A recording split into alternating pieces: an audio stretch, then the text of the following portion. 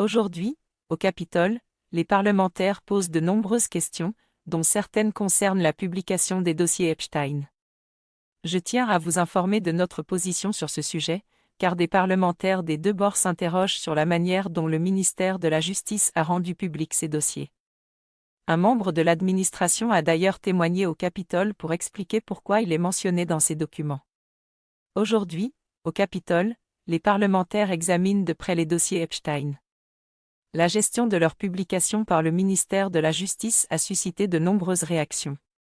Le secrétaire au commerce, Howard Lutnick, a témoigné hier pour clarifier ses liens avec Jeffrey Epstein. Il a minimisé ces liens, malgré les documents qui montrent qu'il a rencontré Epstein à au moins 2 reprises après sa condamnation en 2008 pour des faits de prostitution. Lutnick a admis avoir déjeuné avec Epstein sur son île pendant environ 1 heure, mais son témoignage est intervenu juste après que Ghislaine Maxwell, une associée d'Epstein, a invoqué le 5e amendement. Pour changer de sujet, Jack Smith vient de fournir au Congrès tous les éléments nécessaires. Dans le cadre d'une éventuelle procédure de destitution contre Trump, je témoigne aujourd'hui devant la Commission. Je tiens à être clair, je maintiens mes décisions en tant que procureur spécial, notamment celle d'engager des poursuites contre le président Trump. Notre enquête a permis de prouver hors de tout doute raisonnable que le président Trump s'est livré à un acte criminel. Il a publié son rapport final et a témoigné sous serment, déclarant disposer de preuves solides susceptibles de condamner Trump pour ingérence et obstruction électorale. Le président a déjà été inculpé à 2 reprises. Lors d'une récente discussion, les esprits se sont échauffés. À un moment donné, une personne a demandé l'arrêt du chronomètre afin de pouvoir s'exprimer davantage. Il est crucial que les témoins répondent pleinement aux questions, même si leurs réponses ne correspondent pas à ce que les législateurs souhaitent entendre. L'essentiel est que le témoin Smith n'a pas prononcé le mot « destitution » lors de son témoignage, mais il l'a clairement sous-entendu. Il a exposé toutes les preuves, parlé des crimes présumés et affirmé que nul n'est au-dessus des lois. Le ministère de la Justice ne pouvant poursuivre un président en exercice, il a, en quelque sorte, agi de son propre chef. Il a été indiqué que c'est au Congrès d'agir. Difficile de faire plus direct pour exprimer son souhait d'une destitution sans employer le terme. Et devinez quoi? Les démocrates s'appuient déjà sur le rapport Smith pour relancer la procédure de destitution. Un autre couple était également présent avec leurs enfants et nous avons déjeuné sur l'île. Ma femme et moi avons décidé que je ne me trouverais plus jamais dans la même pièce que cette personne répugnante. Il souligne que Smith a passé des années à enquêter sur Trump, à trouver des preuves solides de malversation et que la seule raison pour laquelle Trump n'est pas inculpé est qu'il est président. Ils estiment donc que le Congrès a la responsabilité d'intervenir et de le tenir responsable. Or, cela inquiète fortement Trump, car le rapport Smith n'est pas une simple attaque politique. C'est un document officiel du ministère de la Justice, rédigé par un procureur respecté. Il détaille méticuleusement tous les crimes dont Trump est accusé. Et maintenant, il est public. Le Congrès peut s'en servir comme base pour une procédure de destitution. Le premier volume du rapport de Smith examine en détail les ingérences dans l'élection de 2020 et dresse un tableau sombre. Il a noté les électeurs ont en quelque sorte sauvé Trump d'une condamnation en le réélisant avant même qu'un jury puisse examiner les dossiers. Imaginez un peu. Les électeurs l'ont sauvé non pas parce qu'il est innocent ou que les preuves sont insuffisantes, mais parce qu'il a remporté l'élection et retrouvé son immunité présidentielle juste à temps. Smith a également affirmé avoir des preuves solides contre Trump, au-delà de tout doute raisonnable. Poursuivre un ancien président aujourd'hui sur la base des mêmes faits, je le ferai, qu'il soit démocrate ou républicain. Nul ne devrait être au-dessus des lois dans ce pays, et la loi exigeait qu'il réponde de ses actes. Alors, écoutez bien. Il y a cette situation où un groupe de personnes a comploté pour invalider l'élection de 2020 et bloquer la transition du pouvoir. Le point crucial, c'est que le critère légal pour condamner quelqu'un est celui du doute raisonnable. Le procureur Jack Smith pensait pouvoir obtenir un verdict de culpabilité contre Trump. Mais voilà le hic, Trump est redevenu président avant cela. Cela pourrait arriver. En janvier, Smith s'est adressé au Congrès et a été très direct. Il a déclaré que Trump s'était livré à des agissements criminels et a même indiqué que Trump avait incité au chaos du 6 janvier dans le but de tirer profit de la violence. Smith a clairement indiqué que la loi exigeait que quelqu'un soit tenu responsable. Le ministère de la Justice a rendu public les dossiers Epstein. Un membre de l'administration a témoigné au Capitole pour expliquer pourquoi il est mentionné dans ces documents. Il s'agit du secrétaire au commerce, Howard Lutnick. Ce dernier s'est défendu hier lors d'une audition au Sénat, minimisant ses liens avec Jeffrey Epstein après la révélation, dans les dossiers, qu'il avait eu au moins 2 réunions avec lui après le décès d'Epstein. Sa déclaration a été assez frappante. Il a essentiellement dit au Congrès : « J'ai fait ma part. J'ai mis au jour les preuves. Maintenant, c'est à vous d'agir. » Plusieurs membres du Congrès ont réagi en affirmant que si le ministère de la Justice ne pouvait pas engager de poursuite, la destitution était leur devoir. Conformément à la Constitution, ils voulaient utiliser les preuves rassemblées par Smith pour.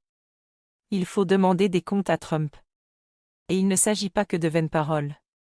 Des résolutions de destitution ont déjà été déposées. L'une d'elles, connue sous le nom de HR 353 et datant de l'année dernière, comprend cet article de mise en accusation contre Trump.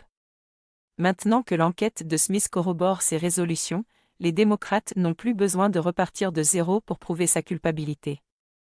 Smith a déjà préparé le terrain. Il leur suffit de présenter ses conclusions et de démontrer qu'elles justifient une procédure de destitution. C'est là que le bâtiment blesse pour Trump. Il pensait que sa victoire électorale effacerait tous ses problèmes judiciaires, et d'une certaine manière, ce fut le cas. Les poursuites pénales ont été abandonnées et il n'est pas jugé pour le moment. Cependant, les preuves contre lui sont toujours d'actualité. Le rapport de Smith est public et son témoignage devant le Congrès est consigné. Le Congrès peut utiliser tous ces éléments pour engager une procédure de destitution.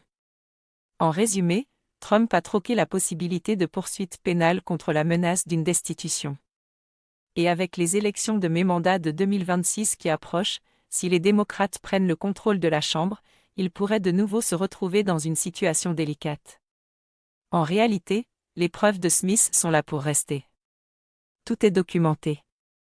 Ce dossier, détaillé et validé par le ministère de la Justice, englobe tout, du plan de fraude électorale à l'incident du 6 janvier, en passant par les pressions exercées par Trump sur les responsables des États pour modifier les résultats. Il s'agit d'un dossier complet que le Congrès peut facilement se procurer et utiliser contre lui. Trump en est conscient, et c'est pourquoi il pousse les républicains à remporter les élections de mi-mandat, les avertissant que s'ils échouent, ils pourraient être destitués. Il ne cherche même pas à dissimuler son implication. Il dit ouvertement aux républicains : « Votre rôle principal est de me soutenir. » C'est assez incroyable que le président dise en substance : « Si je ne gagne pas les élections de mi-mandat, je suis en danger. » C'est comme s'il admettait que seul un vote favorable du Congrès le protège de la destitution. Et honnêtement, il a probablement raison. Jack Smith, le procureur spécial, a tout mis à nu. Les démocrates n'ont plus besoin de spéculer ni de construire des arguments fragiles. Ils disposent d'une source crédible sous serment affirmant que Trump était impliqué dans des activités criminelles. De plus, un rapport détaillé vient étayer ces allégations, et la Constitution offre un moyen de le tenir responsable. Donc, à l'heure actuelle, Trump. Leur stratégie consiste à maintenir les républicains au pouvoir. Tant qu'ils domineront la Chambre des représentants, la destitution sera impossible, car il est peu probable qu'ils s'en prennent à leur propre président sur la base d'un rapport du procureur spécial. Ils balayeront l'affaire d'un revers de main, la qualifiant de simple manœuvre politique. Ils défendront Trump quelles que soient les preuves qui émergent. Mais si les démocrates prennent le pouvoir, la situation pourrait changer. Ils pourraient examiner de près les conclusions de Smith, organiser des auditions et exposer les faits à tous, en arguant que Trump doit répondre de ses actes. Analysons maintenant les découvertes de Jack Smith et leur importance. Son enquête a porté sur 2 points clés, les tentatives de Trump pour invalider l'élection de 2020 et sa gestion des documents classifiés. Dans les 2 cas, des preuves flagrantes des irrégularités ont été mises au jour, mais tout a été mis de côté après l'élection de Trump à la présidence. Concentrons-nous d'abord sur l'ingérence électorale, car c'est le sujet principal du premier volume du rapport Smith. Et croyez-moi, c'est accablant. Il s'agit de centaines de pages détaillant précisément comment Trump a tenté de truquer les résultats de l'élection de 2020. On parle du système des faux grands électeurs. Son équipe a constitué de faux électeurs dans plusieurs États afin de soumettre des votes frauduleux, faisant pression sur des responsables étatiques comme le secrétaire d'État de Géorgie pour qu'il trouve des votes, et allant même jusqu'à orchestrer un plan pour que Mike Pence refuse de certifier les résultats de l'élection. Smith a conclu avoir trouvé des preuves solides, au-delà de tout doute raisonnable, que Trump était impliqué dans un complot criminel visant à invalider l'élection et à bloquer la transition du pouvoir. Ce « au-delà de tout doute raisonnable » est crucial. Il s'agit du niveau de preuve le plus élevé en droit pénal. Cela signifie que Smith pensait pouvoir convaincre un jury de la culpabilité de Trump et obtenir une condamnation. Or, l'affaire n'a jamais été portée devant les tribunaux. Pendant que les procureurs tentaient de faire avancer les choses, Trump se présentait à nouveau à la présidence et a remporté l'élection. Cela a entraîné des complications, car le ministère de la Justice a pour règle de ne pas poursuivre un président en exercice. Les charges ont donc dû être abandonnées. Dans son rapport final, Smith a même noté que ce sont les électeurs qui ont sauvé Trump d'une condamnation en le réélisant avant la fin du procès. Imaginez un peu. Deuxièmement, Trump n'est pas libre parce qu'il est innocent. Il est libre parce qu'il a remporté une élection. Son argument juridique se résumait à « Faites-moi élire président à nouveau pour échapper aux poursuites ». Et il semble que cela ait fonctionné. C'est une situation aberrante pour notre pays, où commettre des crimes pour se maintenir au pouvoir peut servir de défense une fois ce pouvoir reconquis. Penchons-nous maintenant sur le témoignage de Smith devant le Congrès, car la situation devient explosive.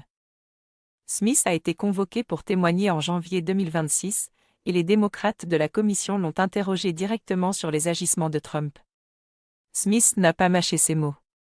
Il a clairement affirmé que Trump s'était livré à des actes criminels. Il a déclaré que Trump avait incité aux événements du 6 janvier dans le but d'exploiter le chaos à des fins politiques. Puis il a soulevé un point crucial, il a déclaré aux législateurs que la loi exigeait des comptes. Non pas que ce soit souhaitable, mais que c'était une obligation absolue. En substance, Smith disait « J'ai trouvé des preuves de crime et il faut que quelqu'un prenne ses responsabilités puisque je ne peux pas le poursuivre en justice parce qu'il est président. C'est à vous, Congrès. » Il n'a pas explicitement demandé la destitution, mais c'était le cas. Il était clair pour tous dans la salle qu'il voulait dire cela. Il présentait les preuves au Congrès et déclarait « Vous êtes les seuls à pouvoir agir maintenant. Le système judiciaire est paralysé par l'immunité présidentielle. Vous devez donc utiliser votre pouvoir constitutionnel, et le principal moyen de demander des comptes à un président est la procédure de destitution. » Les démocrates ont saisi son message. Plusieurs membres de la commission ont souligné que si le ministère de la Justice ne peut agir, il est du devoir constitutionnel du Congrès d'intervenir. Ils affirment que les conclusions de Smith imposent au Congrès l'obligation de lancer une procédure de destitution. Si Trump a commis des crimes en tentant d'invalider une élection, et que la seule raison pour laquelle il n'est pas poursuivi est son statut présidentiel, alors la destitution n'est pas seulement une option, c'est une nécessité. Entrons maintenant dans le vif du sujet concernant les preuves présentées par Smith. Les détails sont essentiels. Voici ce que nous savons.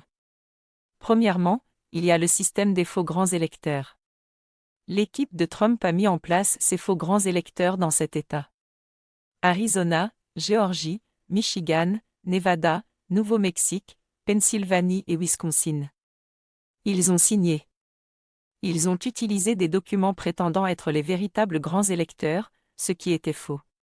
Le but était de semer la zizanie et de donner à Pence un prétexte pour retarder ou rejeter les votes électoraux. Ensuite, il y a eu les pressions exercées par Trump sur les responsables des États. L'exemple le plus connu est son appel au secrétaire d'État de Géorgie, Brad Raffensperger, où il a déclaré « Je veux juste trouver 1180 votes ». Mais ce n'était pas un cas isolé. Il a fait pression sur les responsables de plusieurs États pour qu'ils modifient leurs résultats ou ne certifient pas la victoire de Biden. Puis, il y a eu l'affaire Mike Pence. Trump a passé des semaines à essayer de persuader Pence qu'il pouvait tout simplement invalider les votes électoraux. Face au refus de Pence, Trump l'a attaqué publiquement et a même incité la foule à le prendre pour cible le 6 janvier. On trouve des tweets de Trump pendant cette période chaotique, affirmant que Pence n'avait pas le courage de faire ce qu'il fallait. Et concernant le 6 janvier, le rapport de Smith explique comment le discours de Trump ce matin-là visait à mobiliser une foule vers la capitale. Il savait que la foule était armée, mais a tout de même ordonné à la sécurité de les laisser passer. Trump a suivi le déroulement des événements à la télévision sans se soucier d'y mettre fin. Pendant des heures. Son intention semblait être d'utiliser la violence pour faire pression sur le Congrès et Pence afin qu'il modifie les résultats de l'élection. Tout cela ne repose pas sur des rumeurs. Le rapport de Smith détaille tout, citations à l'appui, témoignages et preuves tangibles. Il s'agit d'un compte-rendu clair et complet des événements. Smith conclut que ces agissements constituent un complot criminel visant à frauder les États-Unis et à entraver une procédure officielle. Concernant l'affaire des documents classifiés, abordée dans le 2e volume du rapport de Smith, la situation est assez simple à certains égards. Le FBI a perquisitionné le domicile de Mar-a-Lago et y a découvert des cartons de documents classifiés. Il s'agit de documents ultra-secrets relatifs aux opérations militaires, aux capacités nucléaires et aux sources de renseignement. En résumé, de nombreux documents n'auraient jamais dû se trouver chez Trump. Et, honnêtement, son comportement après la perquisition n'a fait qu'aggraver la situation. Il n'a pas coopéré à l'enquête comme il aurait dû. Il est affirmé qu'il a ordonné à ses collaborateurs de dissimuler, voire de détruire des documents. De plus, il aurait fait de fausses déclarations concernant ce qu'il possédait et ce qu'il avait restitué. Tout cela laisse présager une possible obstruction à la justice. Le procureur spécial Smith a réuni des preuves solides suggérant que Trump avait commis des crimes liés à cette mauvaise gestion et à cette obstruction. Cependant, lorsque Trump est devenu président, l'affaire a été classée sans suite. Ainsi, nous n'avons jamais assisté à un procès ni à la présentation des preuves devant un jury. Nous n'avons eu droit qu'au rapport de Smith, qui disait en substance « J'avais suffisamment d'éléments pour le condamner, mais l'affaire a été classée lorsqu'il a remporté l'élection. » Aujourd'hui, le Congrès détient toutes ces informations. Il possède le rapport final de Smith, qui couvre les 2 enquêtes, sa déposition sous serment attestant de l'implication de Trump dans des activités criminelles, ainsi qu'une déclaration affirmant que la loi exige que Trump réponde de ses actes. C'est tout ce dont il a besoin pour une procédure de destitution. Et voici le hic pour Trump. Si les affaires pénales peuvent être classées sans suite pour des raisons de procédure et les charges abandonnées en cas d'erreur de la part des procureurs, le rapport de Smith, lui, est inamovible. Il est public et permanent. Le Congrès peut le consulter à tout moment. Ainsi, même si Trump a échappé aux poursuites pénales en remportant les élections, il n'a pas échappé à ses responsabilités. Celles-ci se sont simplement déplacées des tribunaux au Congrès. Au lieu d'un jury, il doit désormais composer avec la Chambre des représentants et le Sénat. Et au lieu d'un verdict, il pourrait être mis en accusation et destitué.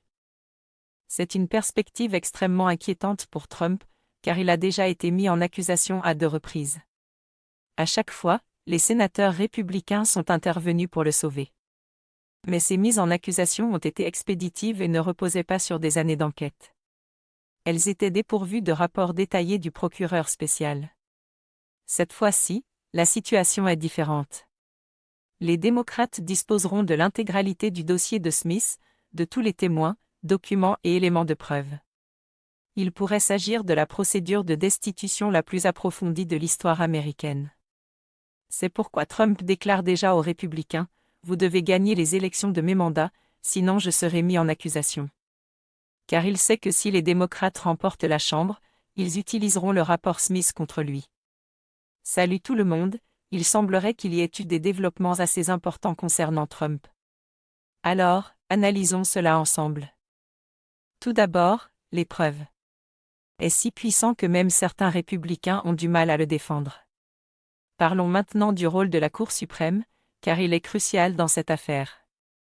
En effet, les poursuites pénales contre Trump ont subi des retards car la Cour suprême devait se prononcer sur l'immunité présidentielle. Elle a pris son temps pour examiner les arguments, mais a finalement statué que les présidents bénéficient d'une large immunité pour leurs actes officiels. Ces retards ont finalement profité à Trump car, au moment où le procès a pu commencer, il avait déjà remporté l'élection. D'une certaine manière, la Cour suprême l'a donc protégé des problèmes juridiques. Mais voici le hic. Cette décision signifie également que c'est désormais au Congrès qu'il incombe d'assumer la responsabilité, puisqu'il est impossible de poursuivre un président en exercice. Cela signifie que quelqu'un doit prendre l'initiative et demander des comptes au président pour ses crimes, ce qui, selon la Constitution, est le rôle du Congrès par le biais de la procédure de destitution. Concentrons-nous maintenant sur l'essentiel. Jack Smith a trouvé des preuves qui, selon lui, démontrent hors de tout doute raisonnable que Trump a commis des crimes, notamment en tentant de l'invalidation de l'élection de 2020 et la mauvaise gestion de documents classifiés. Ce critère de la preuve, hors de tout doute raisonnable, signifie qu'il pense pouvoir convaincre un jury de la culpabilité de Trump. Le plus étonnant, c'est que Trump n'a échappé aux poursuites que parce qu'il a remporté l'élection et s'est retrouvé à la présidence. Le ministère de la Justice a pour principe que les présidents en exercice ne peuvent être poursuivis. Smith n'a donc eu d'autre choix que d'abandonner les charges. La défense de Trump ? Élisez-moi président et je serai intouchable. Et devinez quoi ? Ça a marché. Il n'est pas libre parce qu'il est innocent, mais grâce à l'immunité présidentielle. De plus, le rapport final de Smith et son témoignage devant le Congrès ont en quelque sorte fourni au Congrès les bases d'une procédure de destitution. Bien qu'il n'ait pas utilisé le terme « destitution » explicitement, il a clairement indiqué que Trump s'était livré à des activités criminelles et que la loi exigeait qu'il réponde de ses actes, puisque le ministère de la Justice était impuissant. Le Congrès est désormais le seul recours et son outil de responsabilisation est la procédure de destitution.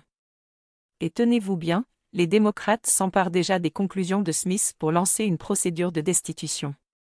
Des résolutions ont déjà été déposées, et le rapport de Smith leur donne un poids considérable. Si les démocrates parviennent à remporter la Chambre des représentants en 2026, ils seront en position de force pour agir. Analysons la situation. Nous sommes donc face à une situation grave avec Trump, et les démocrates considèrent toutes les preuves recueillies par l'enquête de Smith comme point de départ de leur procédure de destitution. Au fil des ans, Smith a mené une enquête approfondie sur les agissements de Trump. Il disposait d'une équipe complète de procureurs et d'agents du FBI. Ils ont interrogé des centaines de témoins et examiné des milliers de documents. Finalement, Smith a conclu que Trump avait commis de multiples crimes graves.